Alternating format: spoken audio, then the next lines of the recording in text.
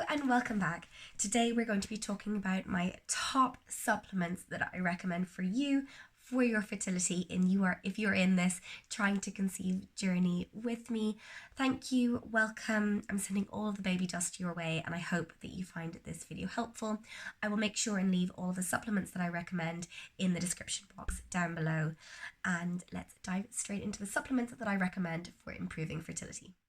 Okay, so supplement number 1 gives us a 1.5 times more chance of successfully conceiving. And that is making sure that we are getting in our dose of omegas. So we're talking about not just omega-3s, but omegas 3, 6, and 9. So if you're not eating fatty fishes like mackerel, trout, salmon per week, 3 times per week, you want to be considering a complex or a supplement that you take on a daily basis. So this can be a cod liver oil, it can be a fatty oil complex or liquid source. It might be krill, or if you are vegan or vegetarian, you can have an DHA algae version, which would be the only version that I would suggest you take that actually contains omega-3s. But the reason that I really love it, not only for those wonderful stats, is that it improves our egg health. There's a lovely study that shows if you were over the age of 35 that it can actually maximize our egg health at that point in life, as well as reducing the likelihood of it declining or not being as healthy as it should be. As well as that, it's got a lovely impact on anti-inflammatory qualities in our body. So it brings down any of the inflammation that you might have, any swelling, which of course is so important when we're thinking about that whole region, pelvic region down below, and as well, we're talking about the male portion as well. So looking at really supporting the body by reducing our inflammation.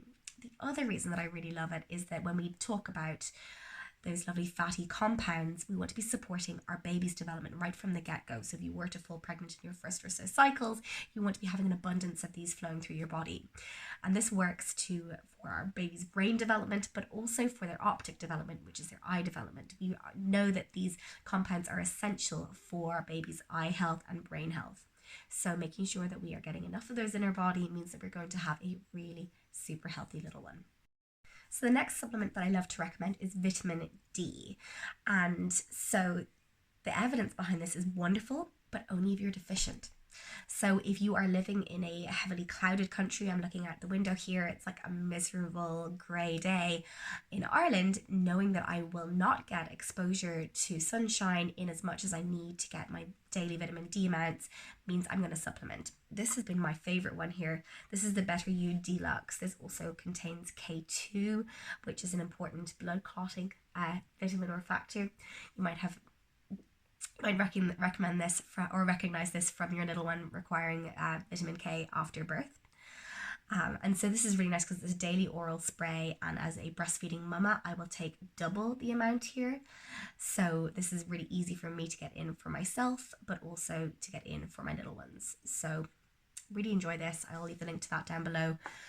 It's like a minty flavor, but it means that I'm getting everything that I need in that day.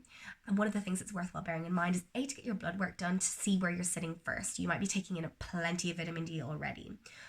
Alternatively, if you have maybe a darker complexion, if you live in a very cloudy climate where there's not much sun, you are going to require more than you even think. So get your blood work done. The evidence around this shows that in terms of trying to conceive and maximizing your fertility, it is only those of us who are deficient in vitamin D who actually benefit from the supplementation. So getting your blood work done is imperative. Okay, so the next one might come as a no-brainer, but this is adding in folate into your diet. And folate you might have already heard of as being called folic acid being the synthetic version, which is man-made, folate being the natural version that we see in our leafy green vegetables, in some of our meat, and in particular offal.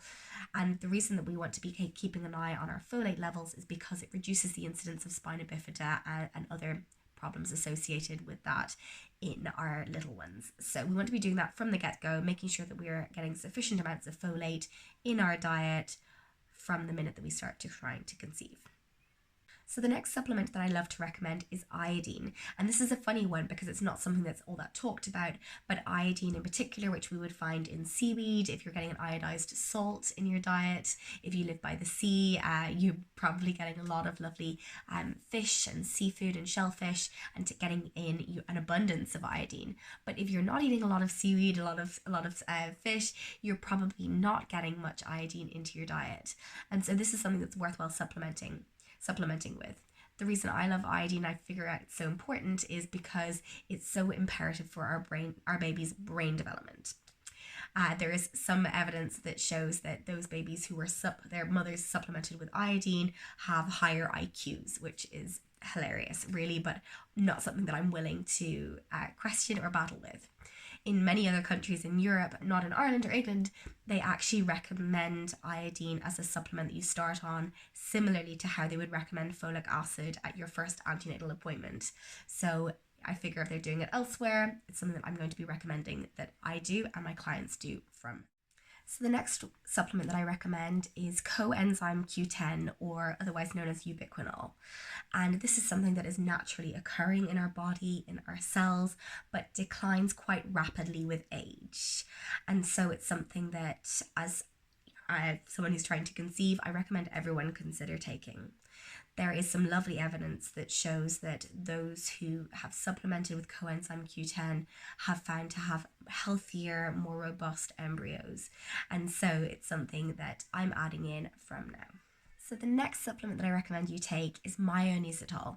And this is something that is relatively new in the trying to conceive and fertility world, but in fact has been around for a very long time. The easiest way to find it is by going on one of those like MyProtein, bulk protein sports websites, because it's often added in as a supplement from a sporting perspective.